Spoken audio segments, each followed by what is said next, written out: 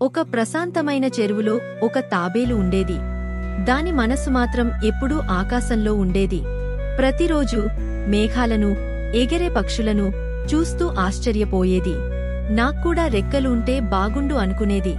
ఒకరోజు ఆమె కొండపైకి నెమ్మదిగా ఎక్కి పక్షులను, మీరు నన్ను ఎగరేలా చేయగలరా అని అడిగింది. చిలకలు నవ్వాయి. గద్ద అడ్డంగా తల ఊపింది. కాని ఓ దయామయమైన బాతు మాత్రం మౌనంగా నవ్వుతూ, మేము ప్రయత్నిస్తాము అని అంది. పక్షులు పెద్ద ఆకులను తాబేలుకు తాడుతో కట్టి ఆకాశంలో నెమ్మదిగా పైకి లేపారు. ఒక క్షణం, కేవలం ఒక క్షణం తాబేలు ఎగురుతూ కింద గడ్డిమీద పడిపోయింది. పక్షులు భయంతో కిందకు వచ్చాయి. కాని తాబేలు మాత్రం నవ్వింది. తను పక్షిలాగా ఎగరలేను అని అనుకుంది. ఒక ఎత్తైన చెట్టుకి తాడుతో ఉయ్యాల కట్టి ఆ ఉయ్యాలలో ఆమె ఆకాశాన్ని తాకినట్టు ఎత్తుగా ఊగుతూ ఉండేది. ఆకాశంలో ఎగురుతున్నట్టు ఊహించుకునేది.